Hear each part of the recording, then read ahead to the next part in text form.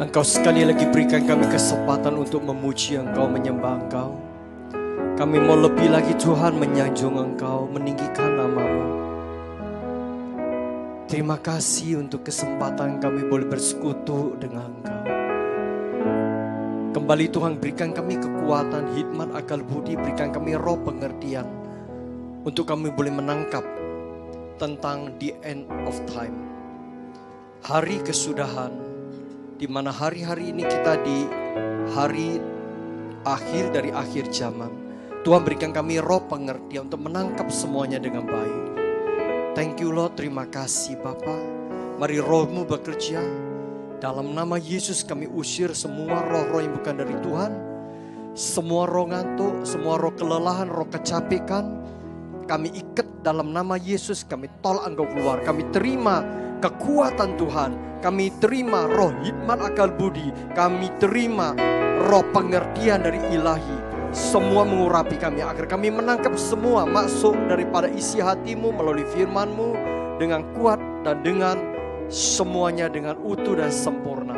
Terima kasih ya Bapa, kami sambut berkat-Mu hanya di dalam nama Tuhan Yesus yang siap terima firman Tuhan katakan. Amin. Silakan duduk. Shalom saudari kasih Tuhan. Kita kembali untuk membahas ya. Saudara, tadi pagi saya sampaikan, pembelajaran itu jenuh, gak enak. Tapi ada saatnya saya harus mengajar saudara tentang the end time. Hari kesudahan akhir zaman. Daripada sekarang banyak pengajaran yang simpang siur. Saya tadi pagi cukup banyak saya ngajar tapi gak selesai bahannya. Khususnya kita berani. Boleh izinkan saya tanya yang belum datang tadi pagi, boleh angkat tangan yang belum datang. Oke, 1, 2. Cukup banyak ya. Oke. Boleh saya tanya yang belum datang, ada streaming ada? Tadi pagi hanya 2. Ini sambung seri. Piye ke? Karena ini materi juga panjang. Tapi kembali lagi ya saudara ya, kalau engkau dan saya tidak siap menangkap, saya percaya pasti ngantuk. Karena ini pelajaran. Kalau buat yang muda-muda biasa kuliah siap lah ya. Apalagi Kio ini. Belajar anatomi hewan itu gak gampang loh ya. Dari rambut sampai ekor ya. Nah itu kalau anatomi. Ya rambut maksudnya kepala ya, sorry rambut. Rambutnya banyak binatang. Oke, saudara coba ya gimana. Coba slide-nya ya. Saya coba review atau mana ya. Kok mati semua. Gelap gulita. Lebutan, depan mana ada depan? Loh, saya kasih PPT ya loh. Saudara, tadi pagi saya mengajarkan dasar-dasar hari kesudahan Tuhan. Dan itu akan muncul tanda-tandanya. Tadi pagi berapa ya? 13 atau 14 ya? 14 tanda-tanda. Adakah kita cocokin satu persatu? Adakah sekarang di end time? Ada sedikit-sedikit belum besar. Mana ini ya? Ini sesi kedua. Oke? Ini mati ya Pak Paulo? Gak nyalain? TV-nya mati. Tolong dinyalain coba TV-nya. Belum nyala gitu loh. Udah nyala?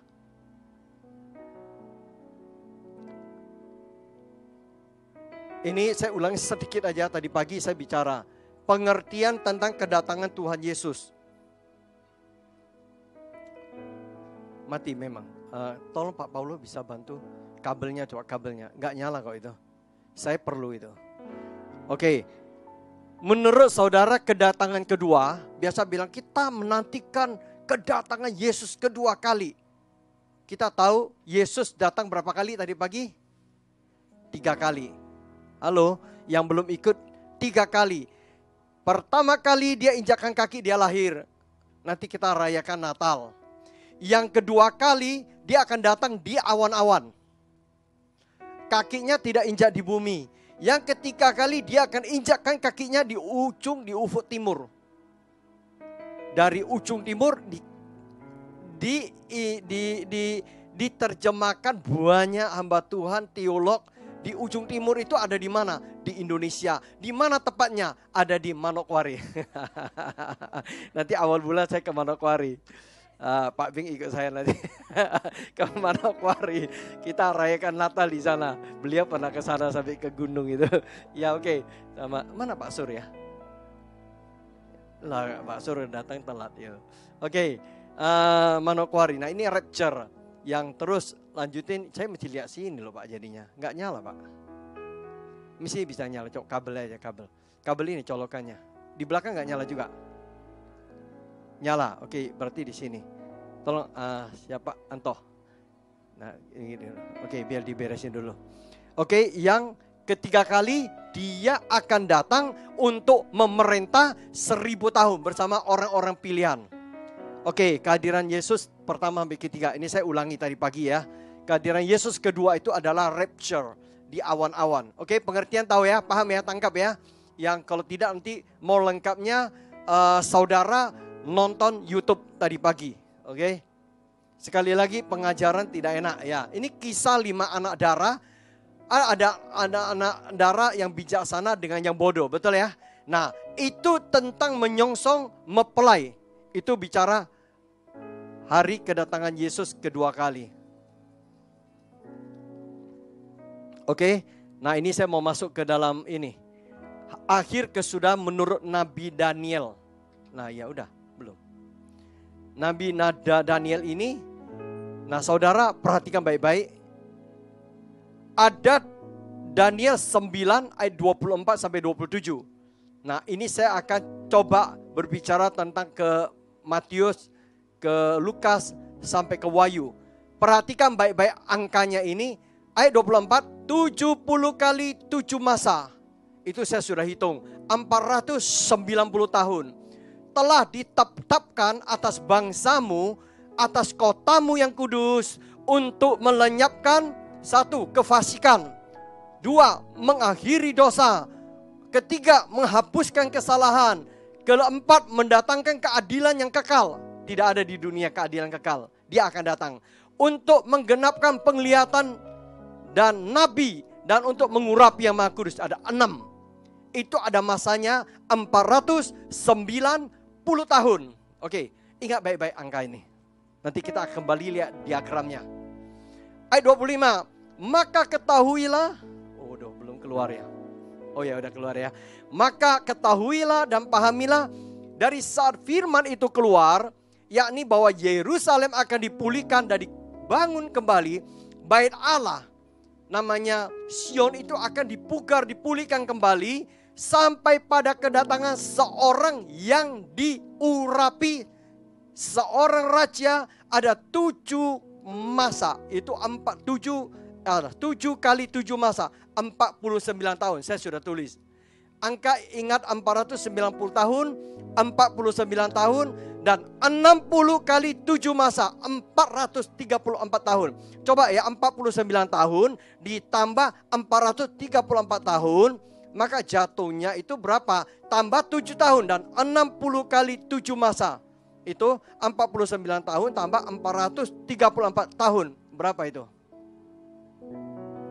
Nah, lamanya kota itu akan dibangun kembali dengan tanah lapang dan paritnya, tetapi di tengah-tengah kesulitan. Oke, kita lewati dulu. Mungkin Pak saya baca ini tidak mengerti, tidak paham, gak apa-apa, lewati dulu. Nanti kita sama-sama belajar ya.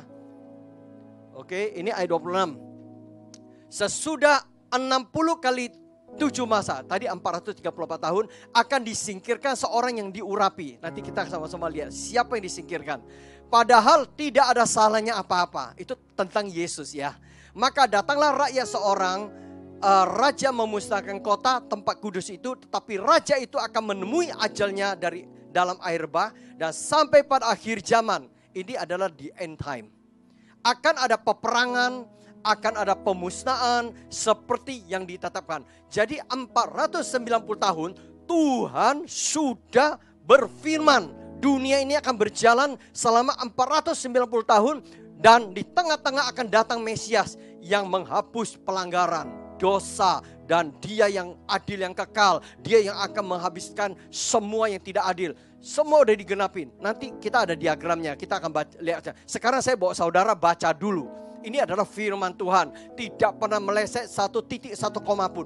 Kalau Tuhan berfirman ribuan tahun berlalu tetap akan digenapi. Kalau Tuhan berfirman kepada engkau secara pribadi, saudara dan saya, juga titik komanya tidak akan berlalu. Amin.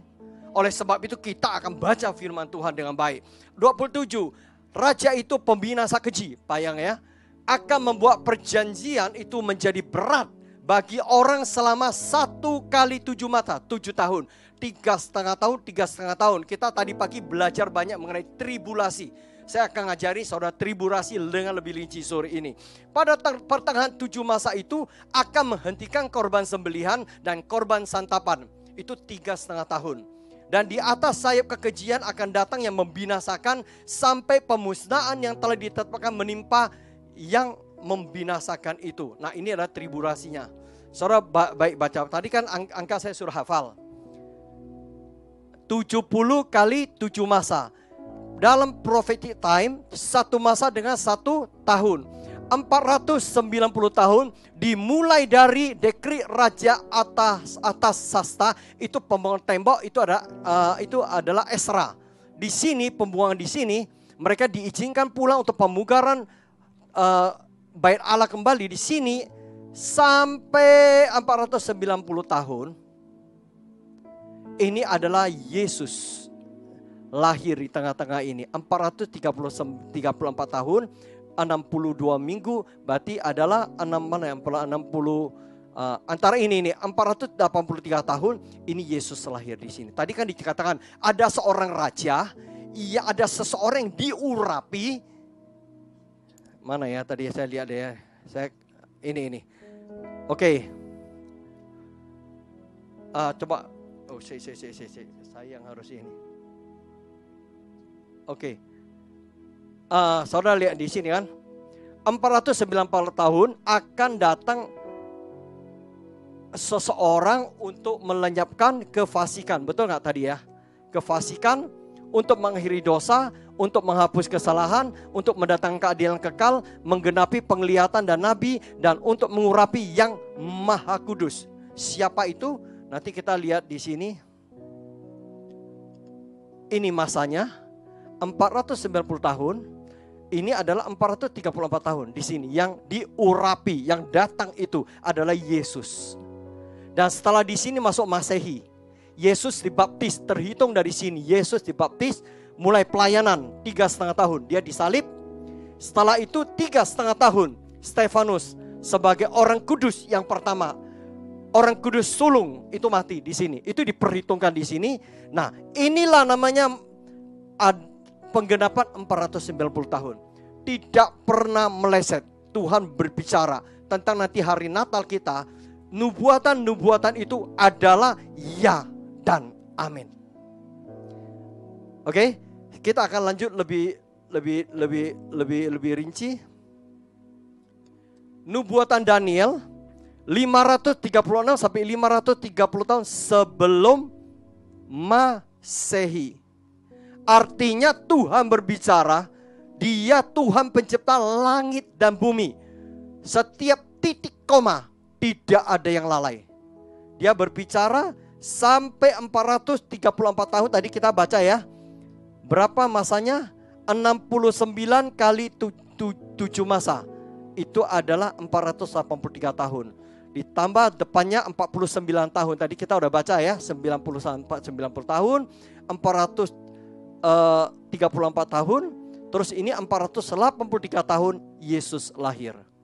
Nanti kita akan memperingatin hari kelahiran Tuhan. Meskipun bulan tanggal tidak tepat. Tapi apapun juga kita yang penting makna rohani kita merayakan Dia, Yesus alam semesta Allah.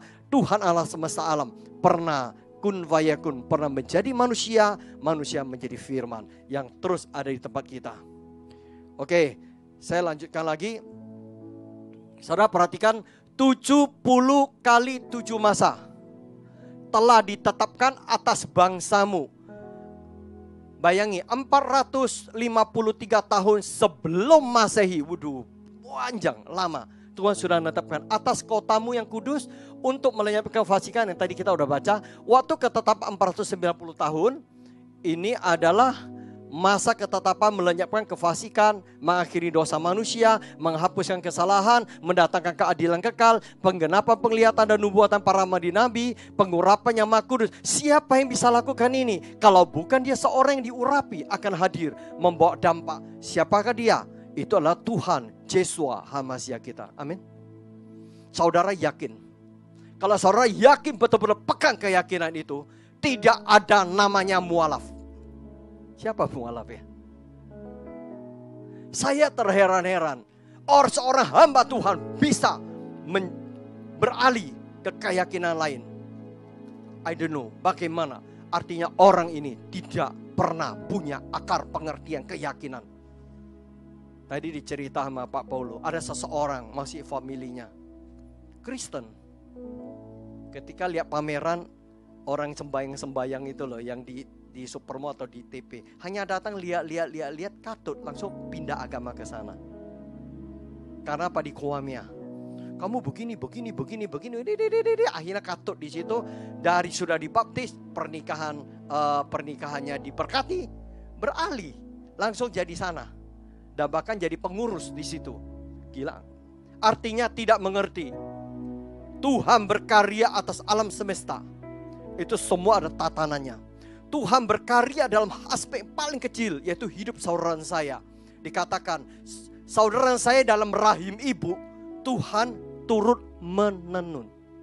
Masalahnya kita tidak pernah meresponi karya penciptaan, karya penebusan, karya keselamatan dari Tuhan yang maha semesta alam, El Shaddai, dalam hidup kita pribadi. Kedua, kita dalam hidup kita tidak pernah ada respon hubungan relationship bersama Tuhan. Halo, sampai sini paham? Ayo baca firman. Saya menggali ini sekali lagi, bermalam-malam. Saya bilang sama Bu Elizabeth, heran ya, saya duduk gak dapat apa-apa, mau dari mana? Mulai saya bukan inspirasi, tapi Roh Kudus bicara saya, mulai semua tidur. Jam 10 ke atas. Karena setengah 11 sampai jam 1, jam 2 pagi. Hanya berapa hari ini? Kemarin saya tidur jam 2 pagi. Tadi ngantuk minum kopi. Ini tadi minum kopi, tak tahu nih Pak, minum kopi lagi. Lah saya tidur jam 5, sudah jam 5 udah bangun. Ya cuma berapa jam. Saya coba menggali yang terbaik yang saya pelajarin. Karena sekali lagi hari-hari ini nanti boleh pinjam HP saya. Mereka minta konfirmasi, Pak, saya diminta kakak rohani saya untuk jual aset. Rumah-rumah jual, pindah ke gunung, beli tanah, kebun di situ, dan dengan syarat tidak boleh bawa HP Android, khususnya Android, HP jadul di situ. Ini saya dengar mungkin orang ke-6 atau orang ke-7. Dan kakak rohani katakan Yesus datang kepada dia. Dalam waktu masa-masa dekat ini Yesus datang. Sekali lagi sesi pertama saya sampaikan, itu kejadian di Korea, kejadian di mana ya? Di Taiwan sekali, kejadian sekali lagi di mana itu sudah masa-masa ketika saya masih muda, sekarang meskipun makin muda. Saudara, saya dengar 387 orang kalau nggak salah di atas gunung jual semua, menantikan hari kedatangan Tuhan. Begitu banyak konfirmasi. Akhirnya Tuhan yang nggak datang tuh, mungkin orang-orang ini udah meninggal juga. Mungkin kalau nggak ya sudah tua lah ya, no? Mungkin udah usia 80 tahun ke atas, nggak datang. Tapi udah kado dijual. Saudara, kembali back to the Bible, kebenaran. Kita harus tahu kebenaran. Kebenaran tidak pernah akan berlalu. Firman Tuhan ya dan amin. Sekalipun langit bumi berlalu, bahwa firman Tuhan tetap kekal selama-lamanya. Umatku binasa karena kurang pengenalan akan aku, yaitu aku yang pengenalan firman Tuhan. Mari saudara, saya mengajar sebagai hamba Tuhan, sebagai gembala saudara, saya wajib mengajarkan kebenaran. Kita boleh dengar kiri kanan, kita boleh nih balik ke diri kita, ngecek kepada kebenaran. Tadi pagi ada 14 tanda, sudah penggenapan. Bangsa berperang dengan bangsa, kerajaan dengan kerajaan. Ya tadi pagi saya sampaikan, blok barat itu namanya blok barat, Eropa barat itu akan nyerang ke China. Berani nggak? Saya percaya 1000% nggak berani dan tidak akan terjadi. Suatu hari Armageddon itu terjadi. China akan blok utara itu Rusia dengan blok timur selatan Syria, Irak, Iran, itu semua itu akan bergabung bersama untuk menyerang Babel besar. Babel besar itu Amerika dan konco-konconya. Dan itu berjalan terus tatanannya sampai dengan nanti itu di pasal di Wahyu. Nanti saya review sedikit buat pagi yang datang. Cuma sekilas aja. Itu sampai Eropa itu ekonomi hancur, lebur. Udah gak kuat, gak berdaya. Nanti di Wahyu ada bahwa China itu akan bangkit sebagai naga tua. Naga merah padam. Naga normalnya dia kuning, warna emas. Tapi ketika dia marah itu badannya jadi berapi. Ya Pak Singgi, Bu Singgi tuh ngerti sama saya. Karena kita orang totok yang ngerti. Ya. 我是龙的传人. I am the dragon. Keturunan dragon. Itu. Oke, saya akan skip dulu. Saya mau sampaikan sampai namanya China nanti itu menolong. Yaitu adalah binatang yang 10 tanduk. Nanti saya coba ya ke sana ya. Saya skip dulu. Saya harus lanjutkan ini biar cepat. Nanti saya akan ke sana sedikit ya. Nah saudara, hari kesudahan tadi kita di sana ada satu masa 7 tahun itu. Tribulation itu 7 tahun. 3,5. Oke. Banyak orang berkata, Pak aku mau diangkat sebelum penganiayaan, sebelum kesusahan. Ada 2 kesusahan. Satu ini kesusahan, itu adalah sebelum cawan murka Allah. Ada kesusahan besar, great tribulation. Satu adalah tribulation, satu great tribulation. Nah, atau post setelah 7 tahun. Yesus datang di langit, di awan-awan, tiup sangkakala, kita rapture. Terangkat di surga. Saudara, ini adalah masa tribulasi. Daniel 9:27. Itu ada 1 kali 7 masa. Perhatikan baik-baik. Pada pertengahan 7 masa itu ia akan menghentikan korban sembelihan dan korban santapan. Ini roh Tuhan akan diangkat setelah pertengahan. Tadi pagi saya sempat singgung ya. Pertengahan ini masuk kedua kali Great Tribulation, penderitaan besar, kesusahan besar itu. Itu manusia sulit bertahan. Firman Tuhan katakan akan terjadi murtad, akan terjadi banyak hal. Oke, kalau bisa cepat terangkat ini. Oke, ini baca baik-baik ya. Sampai pemusnahan yang telah ditetapkan menimpa yang binasa itu. Oke.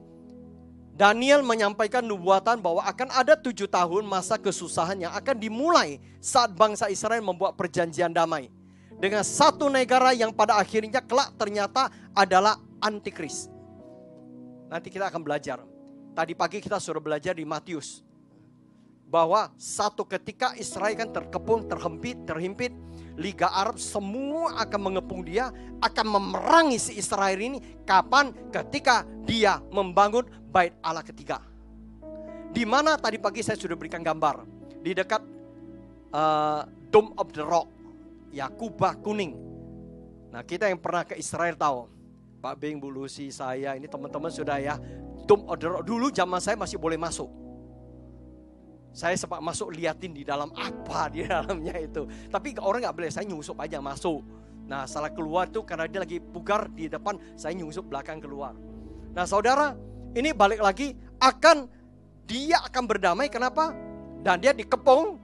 Waktu itu dikepung, dia tidak berdaya. Israel gak berdaya. Kenapa? Yang negara Babel itu akan jatuh. Babel itu Amerika jatuh. Dan kita baca nanti terus terakhir di Wahyu itu, negara Babel itu tidak masuk buku lagi, hilang. Yang ada 10 tanduk. Negara Eropa yang 11 negara, Inggris sudah keluar tinggal 10 tanduk. Oke, saya kira saya lanjutkan lagi. Antikris di mana perjanjian bait suci akan dibangun kembali. Dia didukung oleh elit global ini bangun. Belakangan antikris ini akan menduduki bait suci itu serta mengkhianati perjanjiannya dengan bangsa Israel. Menyatakan dirinya sebagai Tuhan di tengah masa 7 tahun. Oke, tangkap sampai di sini. Ini kaitan dengan tadi pagi ya. Nangkap nggak ini ya kira-kira ya? Sulit ya. Siana nangkap gitu kira-kira ya. Ayo nanti nonton lagi. Sampai punya konsep suatu hari kita tidak bisa digoyahkan. Saya bicara itu semua firman. Oke, saya lanjutkan lagi. Ini adalah diagramnya. Tadi Daniel 9:27 udah kita baca tadi ya, akan keluar seorang raja.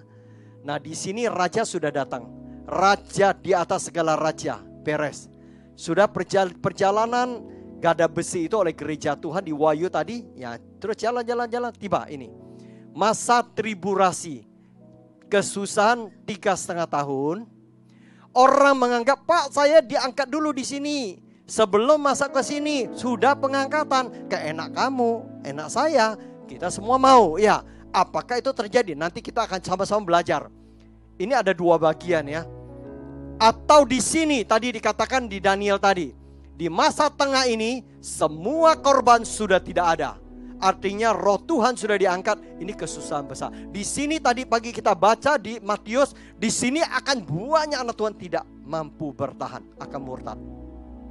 Sampai ini kaitan dengan ini, Wahyu pasal 14 katakan berbahagialah orang yang boleh rehat sekarang.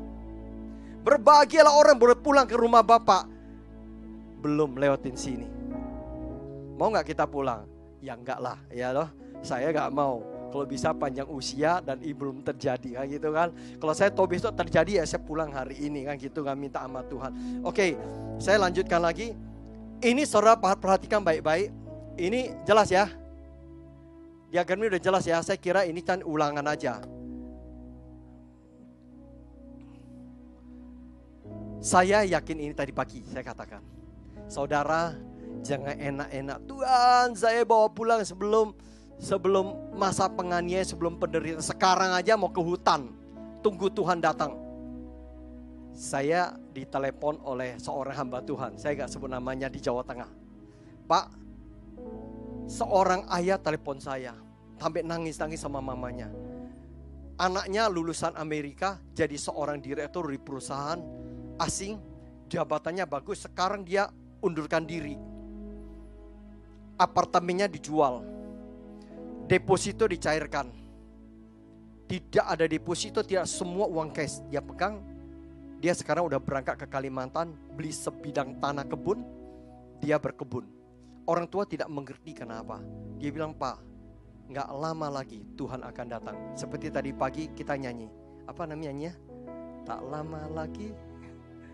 Nah, itu Tuhan akan datang. Ini gak tahu gimana. Pak, ini udah kesekian orang kita dengar. Kita tahulah ada yang mengajarkan hal ini hari-hari ini.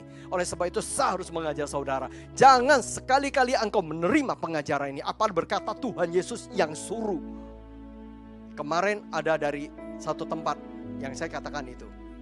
Pak, kakak rohani saya mengerti betul Pak. Dia kasih saya linknya YouTube ini. Tapi saya lihat kemistrinya sama dengan kelompok ini. Sama kemistrinya. Kemistri tahu ya, kimia sama. Saya udah mantap Pak. Tinggal suami saya belum setuju. Saya mau jual rumah saya minta konfirmasi. Saya tergerak saudara. Ketika saya persiapkan ini, Tuhan izinkan saya konseling dengan beberapa orang. Ayo kita kembali ke kebenaran firman. Kalau sampai bulan depan, sampai akhir tahun ini Yesus belum datang bagaimana? Saudara, saya lanjut. Next.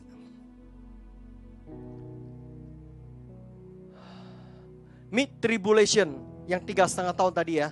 Nah ini yang 3,5 tahun. Mid itu ada di sini. Halo, mid di sini tengah. Berarti artinya saudara saya mengalami ini kan. Roh Kudus masih ada, anugerah Tuhan masih ada. Di sini tidak ada anugerah Tuhan. Di sini masih ada. Di sini mid. Saudara, sebab masa itu akan terjadi siksaan seperti yang belum pernah terjadi sejak awal, yang diciptakan Tuhan sampai sekarang, yang tidak akan terjadi lagi. Ayat 20, ini Markus ya. Sekiranya Tuhan tidak mempersingkat waktunya, maka dari segala hidup tidak akan ada yang selamat. Akan tetapi oleh karena orang-orang pilihan, gereja-gereja Tuhan belum terangkat. Ini perhatikan, ini firman Tuhan, the chosen one. Bahasa ini kata orang pilihan. Masih ada, itu akan terjadi penganiayaan. Tuhan mempersingkat waktunya. Kalau Tuhan tidak persingkat waktu itu, tidak akan ada yang hidup lagi.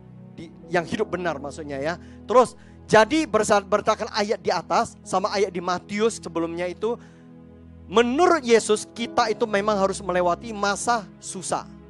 Tapi akan mempersingkat waktunya demi kita. Kita lihat bagaimana versi Injil Matius. Oke, ini Matius.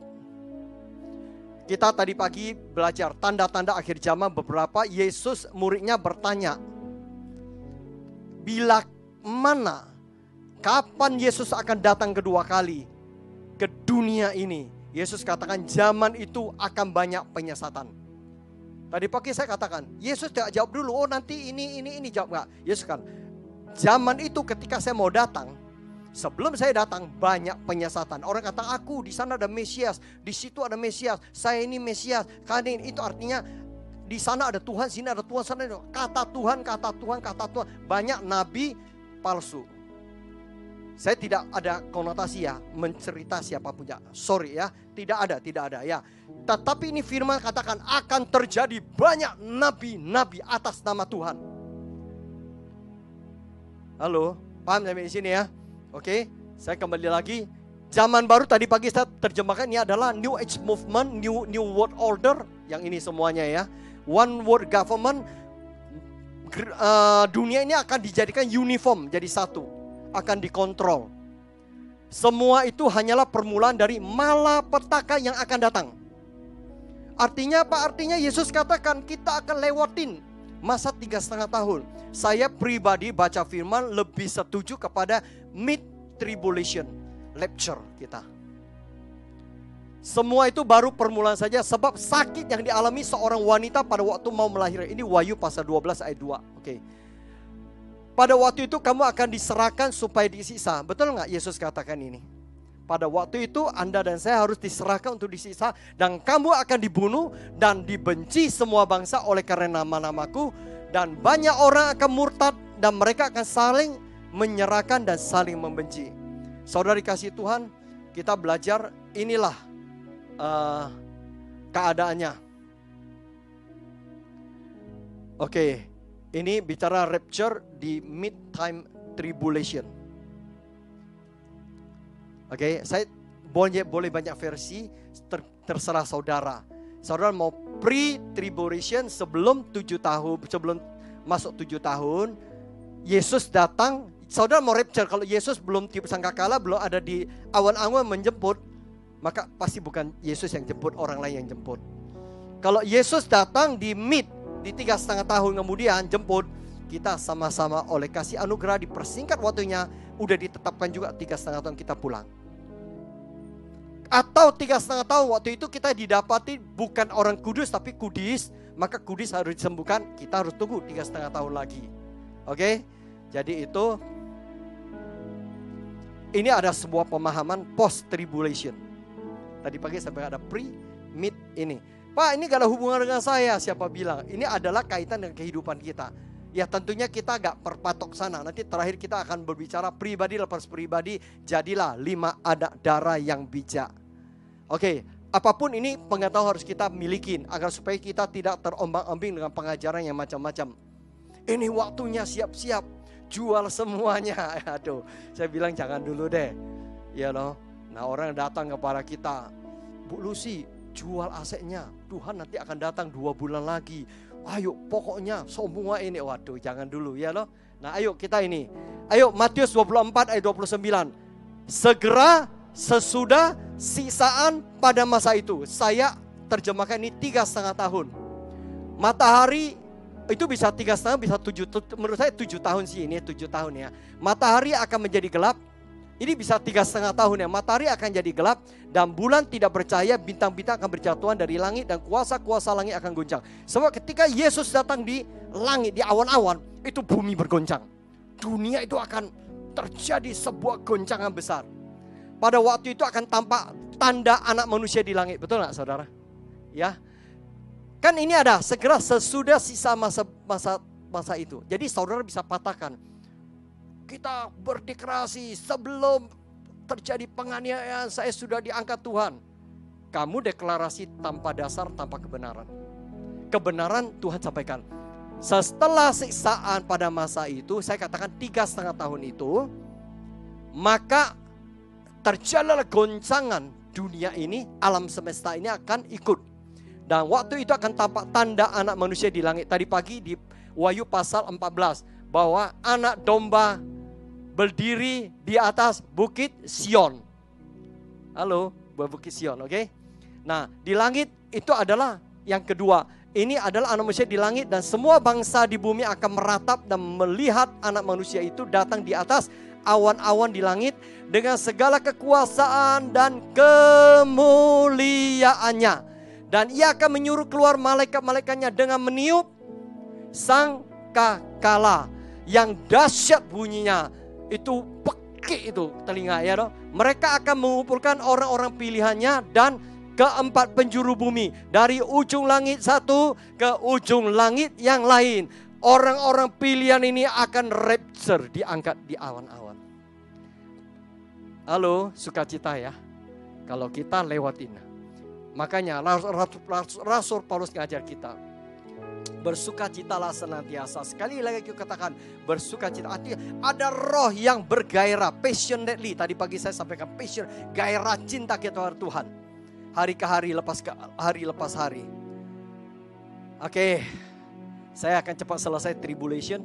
Lebih jelas sekarang ternyata sisaan pada masa itu yang akan dipersingkat waktunya dengan pengangkatan anak-anak Tuhan ke awan-awan akan terjadi segera sesudah sisaan pada masa itu. Sekali lagi saya katakan, kebenaran hakiki dan firman.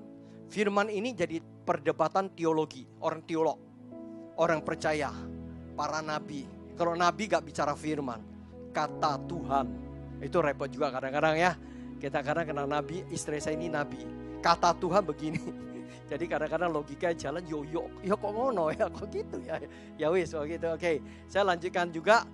Berarti pengangkatan itu jelas-jelas tidak akan terjadi masa pre-tribulation. Bagaimana pendapat saudara? Setuju pendapat? Ayo Deyang, kamu pre atau mid atau post?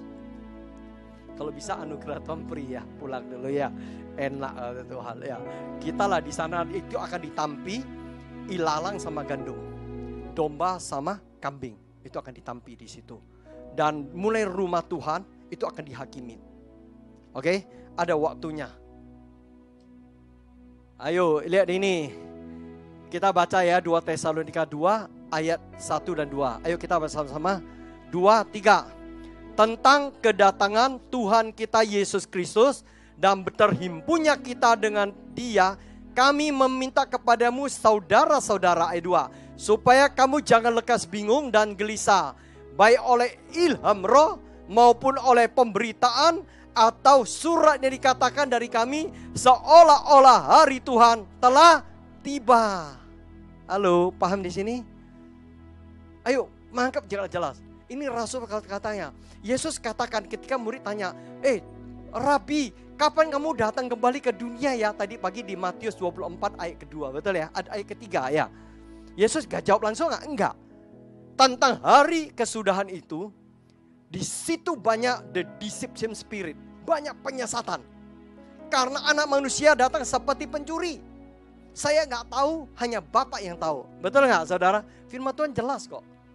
Tapi semua menerjemahkan, aku mimpi, aku dengar Tuhan berbicara. Hari-hari ini firman Tuhan katakan apa? Jangan gelisah, jangan bingung. Baik oleh ilham roh, katanya Roh Kudus begini, maupun pemberitaan, maupun surat dikatakan seolah-olah hari Tuhan telah tiba. Mari kita jual aset ke bukit. Hari ini ada perencana membuat camp untuk orang-orang kudus. Akan bikin, saya dengar di Kalimantan. Satu di Jawa Barat, camp. Saudara, kalau Anda adalah jemaat saya mau sampaikan. Ayo ngecek kebenaran ini. Lanjut, kita baca lagi 2, 3. Janganlah kamu memberi dirimu disesatkan orang dengan cara bagaimanapun juga. Sebab sebelum hari itu haruslah datang dahulu murtad. Dan haruslah dinyatakan dahulu manusia durhaka yang harus binasa.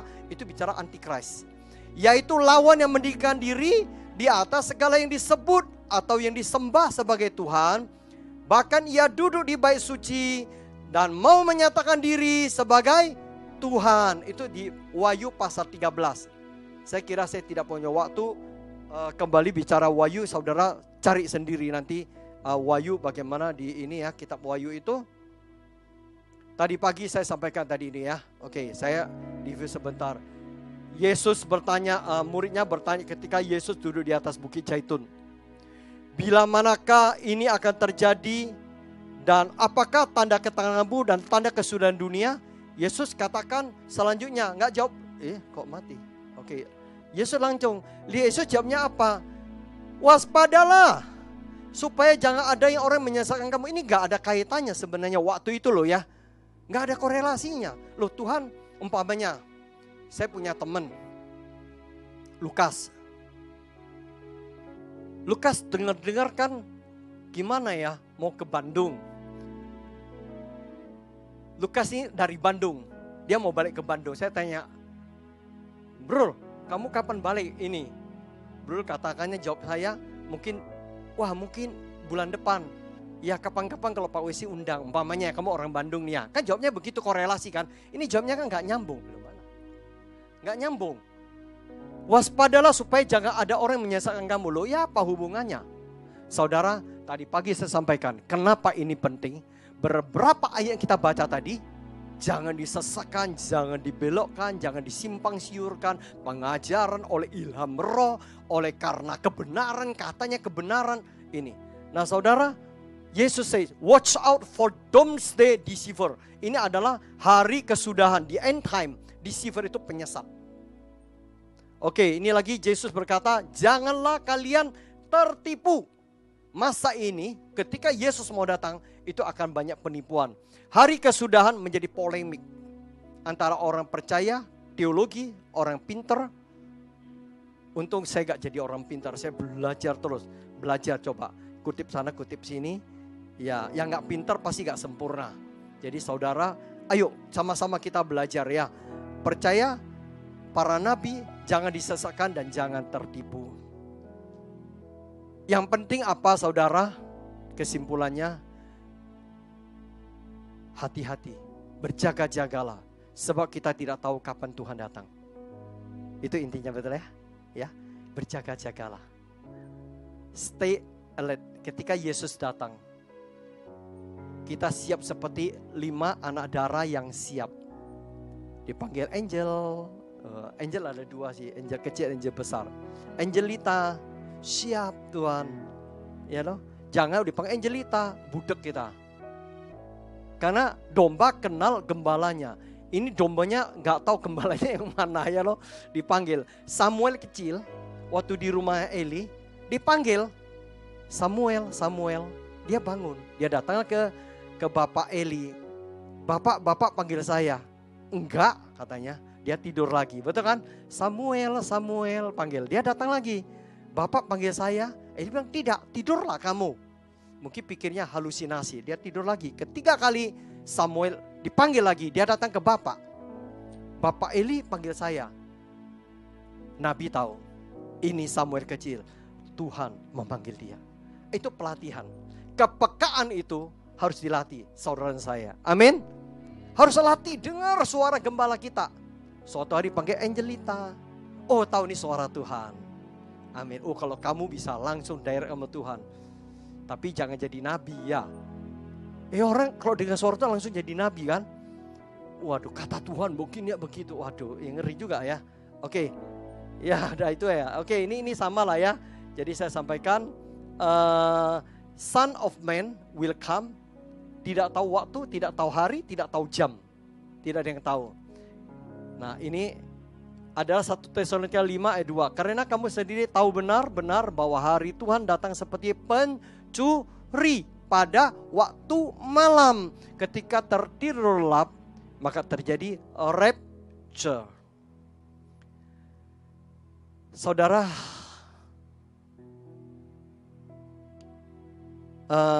mau saya ulangi sedikit bicara tentang Wahyu. Teman-teman pagi sudah dengar. Sekalilah saya butuh mungkin 10 menit. Ada yang mau dengar lagi tentang Wahyu? Angkat tangan, ada saya mau lihat. Ya oke, khususnya sini ya. Saya coba di slide 17 ya. Saya tidak akan slide per slide, tapi kamu ikutin ya, Leni ya. Ikutin slide itu. Begini, pasal paling enak saya cerita deh ya, begini. Kitab Wahyu pasal 12 cerita tentang ada keluar seekor naga. Naga merah padam. Pokoknya tahu naga merah padam. Karena dia berantem, berperang besar dengan namanya Mikael di surga, dia kalah. Udah kalah, dia dilempar dari surga ke bumi. Ketika dilempar ke bumi, maka waktu itu dikatakan pasal 12 itu ada seorang perempuan yang beralaskan kakinya di bulan, kepalanya, badannya berpenuh cahaya, kepalanya memakai mahkota, punya 10 mahkota, yaitu bintang. Bukan 10, satu mahkota berbintang 10 cahaya. Itu bicara kemuliaan Tuhan dan orang yang dikhususkan. Maka dia lagi melahirkan, lagi mengandung untuk melahirkan, menderita. Dan setelah itu dia lahir anaknya laki-laki. Anaknya itu akan memerintah dengan namanya gada besi. Siapa anak ini adalah lambangnya Yesus, kepala, gereja adalah tubuh Kristus. Yaitu saudara dan saya gereja Tuhan. Maka ketika naga itu kalah di surga, dia dibuang ke bumi, maka marah dia nyerang wanita ini, mau rampas anaknya, gak bisa disingkirkan selama 3,5 masa, 3,5 tahun. Sudah itu apa yang terjadi? Keturunannya lah dikejar. Itu saudara dan saya. Itu masuk ke Efesus pasal ke-6. Oke, sampai hari ini jangan buka celah. Ketika engkau buka celah, salah di pikiran kita, hati kita gak jaga baik, mulut kita, maka itu celah terbuka, iblis itu masuk. Dia akan meruntuhkan, menghancurkan, yaitu ininya. Oke, ini pasal 12.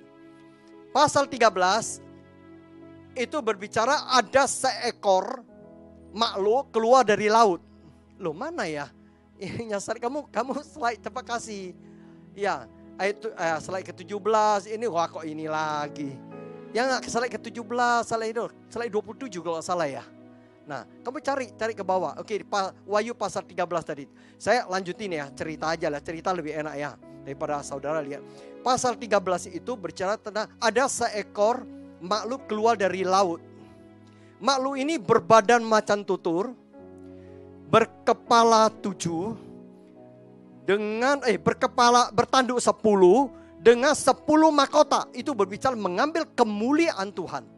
Ayo. Ya, kok di sini sih? Oke. Bukan itu.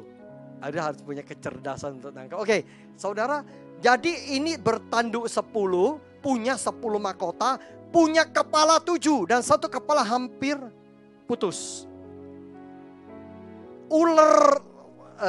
Naga ini memberikan kuasa kepada makhluk ini, menyembuhkan kepalanya yang hampir merenggut nyawanya ini, sehingga dia disembuhkan. Oleh sebab dia disembuhkan, naga ini akan memberi dia kuasa untuk menyeret sepertiga bintang di langit. Itu bicara orang kudus. Itu jatuh. Terus binatang ini akan menyembah kepada naga. Dan binatang ini diberikan kuasa untuk disembah. Oke, ini pasal 13 ya. Sampai satu masa akan keluar sebuah makhluk lagi, seekor makhluk dalam bumi. Tadi dari laut ya. Dari bumi keluar seekor makhluk. Dia makhluk ini, tadi makhluk sebelum dari laut itu kakinya seperti beruang, mencakar. Yang punya kekuatan luar biasa, merusak ya. Nah, keluar makhluk dari bumi ini, makhluk ini itu akan diberi kuasa oleh si makhluk dari laut ini dan diberikan kuasa oleh naga, makhluk dari bumi ini. Makhluk ini sebagai eksekutor, idenya, kreasinya, inisiatif semua dari naga. Oke, ada tiga naga, makhluk dari laut, makhluk dari bumi. Yang dengan 2 kali lebih cepat lagi nangkap ya. Makhluk yang di bumi ini akan membuat sebuah patung menyerupai makhluk dari laut ini. Mana gambarnya itu ada gambarnya. Kok ada gambarnya mana? Ini boleh sampai sini. Ada gambarnya mana? Terus ke gambar. Ya bukan, setelah next, bukan before. Padahal kamu enak loh di situ. Bukan. Ini. Saudara lihat, inilah makhluk pertama dari laut. Dia punya ini mulut seperti singa. Dia punya tanduk, ini adalah naga. Oke, naga berikan kehidupan, berikan kuasa. Oke, saya sampai sini. Saudara, next.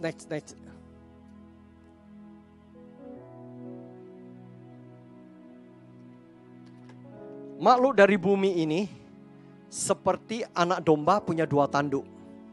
Dia mengeksekusi apa-apa yang dirancangkan oleh binatang pertama, ya dari laut itu.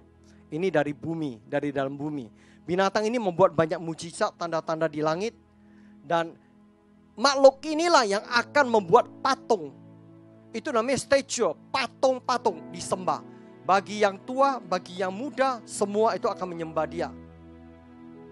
Oke, ini saya terus perhatikan di sini bahwa ia menyebabkan semua orang kecil, besar, kaya, miskin, merdeka atau hamba semua diberi tanda pada tangan kanannya dan pada dahinya.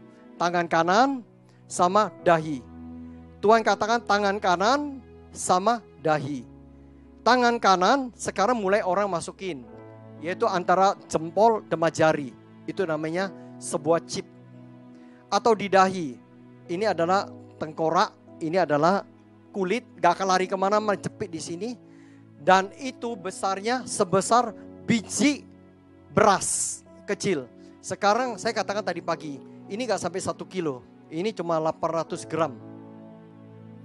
Ringan sekali lihat, saya 2 jari bisa angkat. 800 gram. SSD di sini kecil sekali. Saudara punya HP, punya external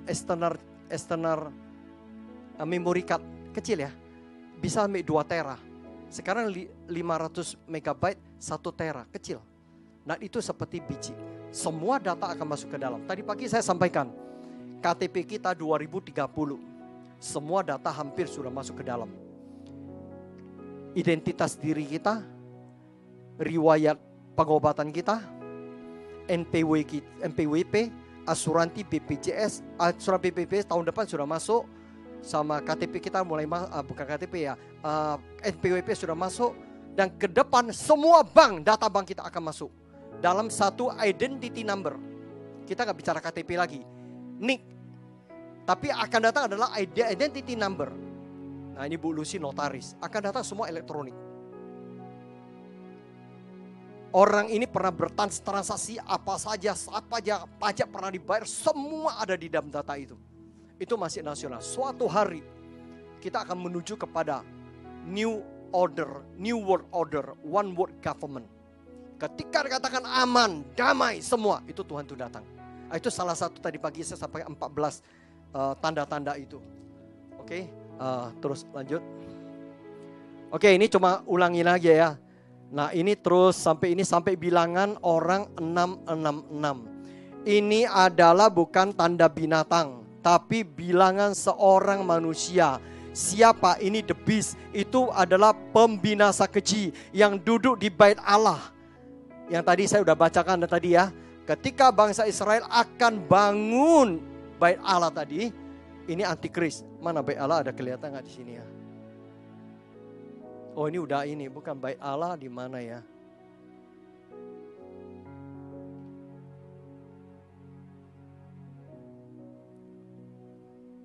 Coba bait Allah bisa nggak lihat tadi ada ya? Oke, sambil berjalan saudara, ini saya ulangin. Pasal 14 saya nggak baca, kalian baca sendiri. Tadi pagi saya sudah jelasin pasal 14. Itu adalah masa kemenangan anak domba Allah datang. Duduk di atas bersama saudara. Itu sangkakala sudah berbunyi. Oke, sampai sini ya. Jadi sekilas saudara bisa paham. Nah ini, oke. So lihat baik. Apabila kamu melihat pembinasa keji berdiri di tempat kudus.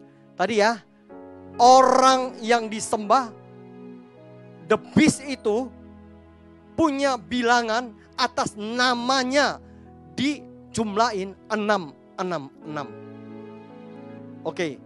Nah, ini bait Allah ketiga akan berdiri kembali. Imam besar itu oleh elit global yang menunjuk dia akan sebagai seorang, dan akhirnya di mid di tribulation dia akan mengangkat dirinya sebagai akulah Tuhan.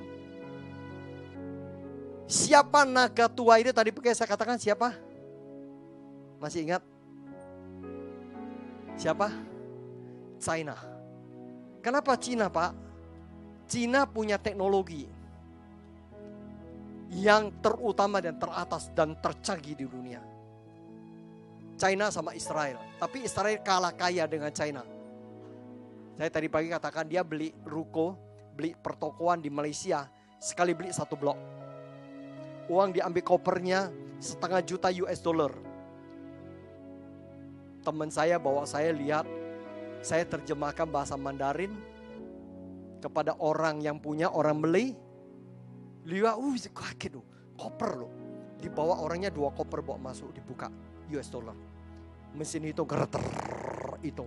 Dan itu scan, semua asli loh. Karena transaksi itu store ke bank. Bank pasti scanning ya, asli. Mereka punya uang.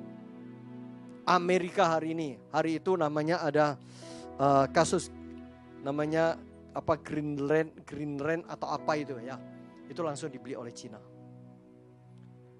Oke, naga tua saya bicara ini kekuatan China. Dia kuasai teknologi, dia kuasai ekonomi global dunia. Dia akan membantu namanya luka parahnya si binatang itu. Ya, di Wahyu pasal 13. Dia disembuhkan, itu adalah negara Eropa. Negara Eropa 11 negara, 1 Inggris sudah keluar, tinggal 10 tanduk. Mereka akan ini, dan disinilah pintu masuk China ke elit global. Kembali lagi, China tidak akan tampil. Tapi dia orang yang menyetir di belakang.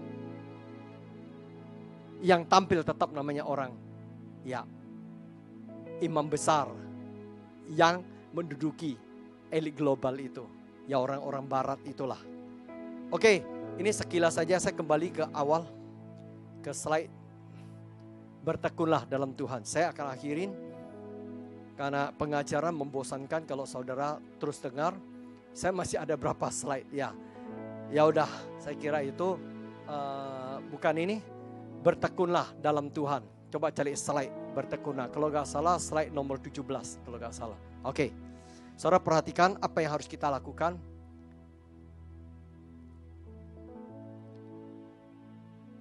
Ayo, apa ini? Karena kamu sendiri tahu benar-benar bahwa hari kesudahan di end time itu akan datang seperti pencuri pada malam hari. Ketika saudara saya tidur nyenyak, Tuhan itu datang. Itu bukan saudara waktu tidur Yesus datang pasti malam hari. Enggak. Itu hanya perumpamaan anak 5 darah tidur capek. Pasti malam hari, ya kan? Tapi berjaga-jagalah. Terus apabila mereka mengatakan semuanya damai, aman, itu di zona kenyamanan, maka tiba-tiba mereka ditimpa oleh kebinasaan. Seperti seorang perempuan yang hamil ditimpa oleh sakit bersalin. Mereka pasti tidak akan luput. Ayat 4 kita baca sama-sama, ayat 4-7. 2, 3. Tetapi kamu saudara, kamu tidak hidup di dalam kegelapan, sehingga hari itu tiba-tiba mendatangi kamu seperti pencuri. Ayat 5. Karena kamu semua adalah anak-anak terang dan anak-anak siang. Kita bukanlah orang-orang malam atau orang-orang kegelapan. Sebab itu baiklah, jangan kita tidur seperti orang-orang lain, tetapi berjaga-jaga dan sadar. Sebab mereka yang tidur waktu malam, dan mereka yang mabuk waktu malam. Amin. Mari kita berjaga-jaga. Saya tidak khotbah mengenai 5 anak darah. Saya mau sampaikan, saudara, ini waktunya. Harus sungguh-sungguh kita jaga. Ayo kita lanjutkan 8-10, 2, 3. Tetapi kita adalah orang-orang siang. Baiklah kita sadar, berbaju jirakan iman dan kasih, dan berketompongkan pengharapan keselamatan. Sampai di sini iman dan kasih. Berbaju jerakan. Saya senang kemarin ada saudara yang bagi-bagi nasi. Itu berbicara impartasi kasih Tuhan. The compassion of the Father. Compassion, belas kasih dari Tuhan kita bagi. Dan kita BSB November akan ada baksos lagi besar. Desember juga baksos yang besar. Kalau Tuhan berkenan, kita akan merayakan Natal bersama TNI Polri. Kita gak bicara dana, kita mau Tuhan, nanti Tuhan sediakan dana buat kita. Kita ada 1000 paket sembako untuk kita bagikan ke nelayan-nelayan, ke kampung-kampung orang miskin. Saudara mau terlibat? Pak, saya gak punya dana, gak punya ini, tapi kita punya daya. Nanti anak-anak muda kita kerahkan ya. Tim penari akan bagi. Kalian punya tenaga yang masih muda, masuk ke kampung-kampung, kalian bagi di situ. Oke? Seperti lagu katakan, hanya ini Tuhan permohonanku, terimalah Tuhan persembahanku, sebab tak ku miliki harta kekayaan yang cukup berarti untuk ku persembahkan. Hanya ini Tuhan persembahanku, terimalah Tuhan persembahanku, pakailah hidupku sebagai alatmu seumur hidupku. Saudara yang punya, beri buat Tuhan. Kita ada 1000 paket, kita udah siapin. Belum bicara vitamin, kita belum bicara yang lain. Saudara punya baju yang masih layak, punya ini, mari kita kumpulin. BSB dipanggil. Adalah Matius 25. Ketika aku lapar, ketika aku haus, ketika aku telanjang, Engkau ada di tengah-tengah mereka. Dan Engkau sedang melayani Raja di atas segala Raja. Amin. Terakhir firman Tuhan terakhir. Ayo lanjutin. Karena Allah tidak menetapkan kita untuk ditimpa murka. Pegang firman ini. Tetapi untuk beroleh keselamatan oleh Yesus Kristus Tuhan kita. Yakin, katakan amin. Jangan disesatkan orang. Kalau kamu begini-begini kamu binasa. Hidup penuh ketakutan, diteror oleh banyak hal. Kembali back to the truth of the Lord. Kebenaran firman yang hakiki itu. Amin. Terakhir, yang sudah mati untuk kita, Yesus sudah mati. Supaya entah kita berjaga-jaga, entah kita tidur, kita hidup bersama-sama dengan Dia. Katakan,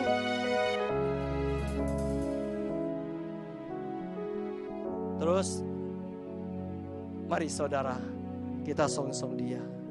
Kita akan siapkan perjamuan. Saudara, siapkan hati kita. Betapa hatiku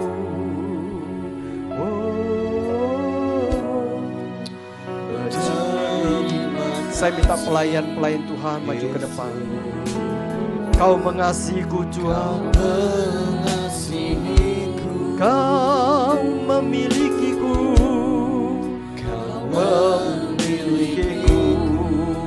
sekali lagi, betapa hatiku, betapa hatiku. Katakan, Tuhan terima kasih buat segala berkat kasih anugerah-Mu. Yes Lord. Oh, Kau memilikiku, Kau memilikiku, Kau memilikiku. Hanya ini Tuhan, hanya ini Tuhan, persembahanku, segenap hidupku, jiwa dan ragaku. Katakan sungguh-sungguh, ku miliki harta kekayaan yang cukup berarti untuk ku persembahkan. Hanya ini Tuhan,